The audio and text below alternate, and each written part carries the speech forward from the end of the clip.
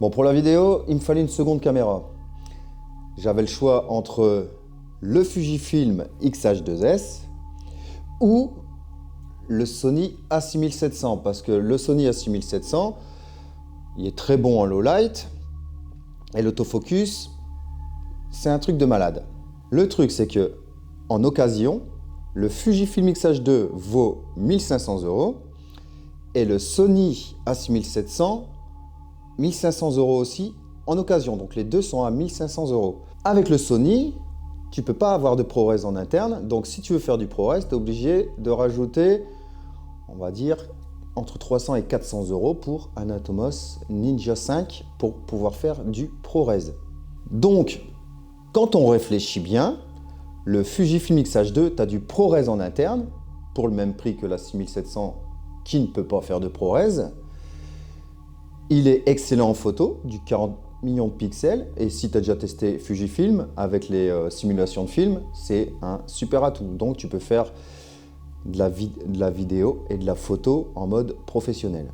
Donc déjà ça, c'est un très bon avantage. Donc c'est vrai que le Sony est excellent en photo, est excellent en vidéo, mais bon voilà, tu as ce petit problème, c'est que tu peux pas faire de ProRes, c'est pas un problème, mais l'avantage du Fujifilm, c'est que tu peux faire de la 8K. Donc, tu investis dans un appareil photo qui fait de la vidéo en 8K. Donc, c'est un investissement qui, sur le long terme, tu es vraiment tranquille. Donc, l'avantage de la 8K, c'est que tu peux cropper dedans. Ça, on le sait depuis des années, tout le monde en parle. Mais l'avantage, c'est que même s'il n'y a personne derrière moi, eh ben, c'est comme si j'avais deux caméras. Ou c'est comme si on changeait d'objectif à chaque fois. Donc, ça te fait gagner du temps, mais grave. Donc franchement, c'est trop cool. Je vais te faire voir ça de toute façon dans les tests. Tu vas voir, ouais, je vais faire le test de la dynamique et autofocus. Comme ça, tu te feras ton avis. Mais pour moi, le Fujifilm X-H2, c'est quand même un sérieux concurrent au Sony A6700. Parce que c'est vrai que le Sony A6700 en low light, c'est l'un des meilleurs. Mais tu verras dans le test low light. Bon, je ne sais pas si YouTube il va défoncer l'image avec la compression, comme d'hab. Mais là, je viens de regarder les tests. Et le X-H2, même avec ses 40 millions de pixels, ben, il fait mieux que le Sony A6700. Et je ne m'attendais pas du tout à ce résultat-là. Je me suis dit, bon, bah, l'A6700, il va défoncer le X-H2. Bah, en fait, non, pas du tout. Il y a beaucoup moins de bruit sur le X-H2. Donc tu verras ça en fin de vidéo. Franchement, moi, j'ai débloqué. Je pensais vraiment pas que le Sony allait être moins bon en low light que le Fuji. Donc voilà, je suis avec le Fujifilm X-H2, ouverture 5.6, 27 mm, une lumière Godox 200 watts, avec à l'extérieur un bon gros soleil qui défonce. Pareil sur le Sony A6700, je suis à f5.6 autofocus. Voilà, en autofocus, ce que ça donne, ça suit. Mais je vais te faire un petit test après en extérieur. Mais bon, le Sony A6700, c'est une tuerie, c'est une dinguerie. Pour l'autofocus, franchement, il défonce. Ici, celui-là, voilà, je sais pas ce que ça donne. Hein, bon, on va essayer ça en extérieur. Mais bon, ici, c'est plus pour te faire voir la dynamique, tu vois. Voir un peu le rendu sur les deux. À mon avis, ça doit être kiff-kiff, ça doit être à peu près la même chose, hein, tu vois. Je sais pas, qu'est-ce que t'en penses?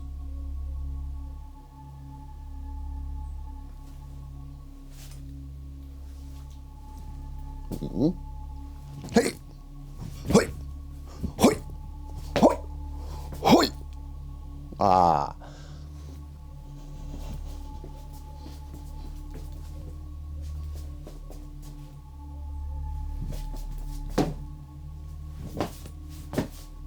Voilà en extérieur, toujours la 200 watts à côté, comme ça tu vois un peu ce que ça donne. Là je suis à l'ombre, tranquillou. Donc tu vois l'avantage de tourner en 8K. Regarde, bah voilà, c'est ça.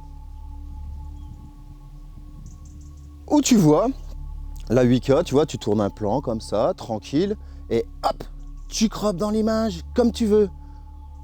Et c'est ça qui est cool, tu peux faire des petits zooms. Voilà, tu vois.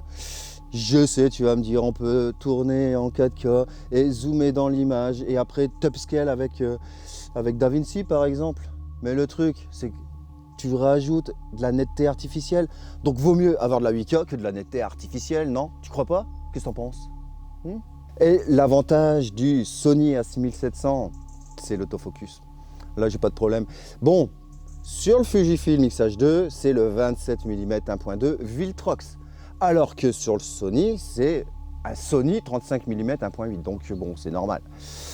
C'est sûr que là, en autofocus, tu peux courir, tu peux faire ce que tu veux, sauter, aller par là, revenir par là, tu vois, avancer, reculer, pas de problème.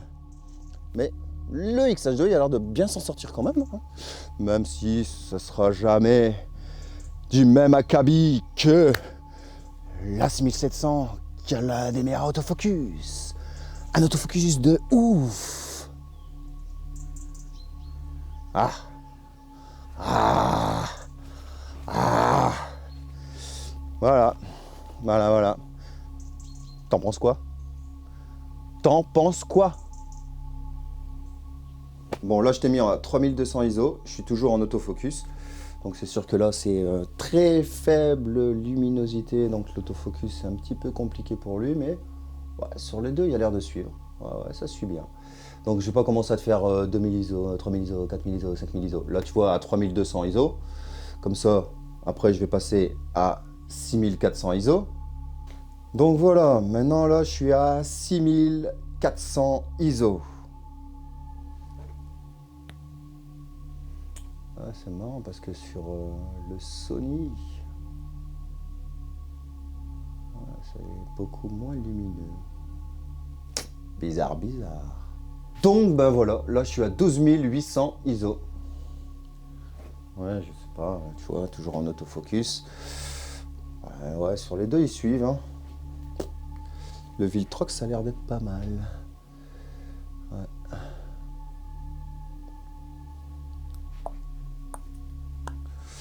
Ouais, enfin 12800 c'est pas ce qu'il y a de mieux, mais bon, au moins ça te donne un peu une idée du rendu à 2008.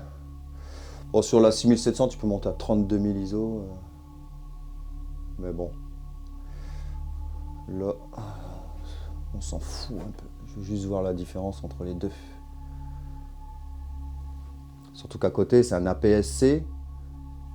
40 millions de pixels. Les photosites, ils sont beaucoup plus petits. Eh ouais. Sony, normalement, le low light, c'est sa spécialité. Il est vraiment ouf, normalement, en low light. Je sais que sur Fujifilm, à 2800, c'est pas terrible. Bon, on verra ça après au montage. Mais en plus, c'est de la 8K, 40 millions de pixels.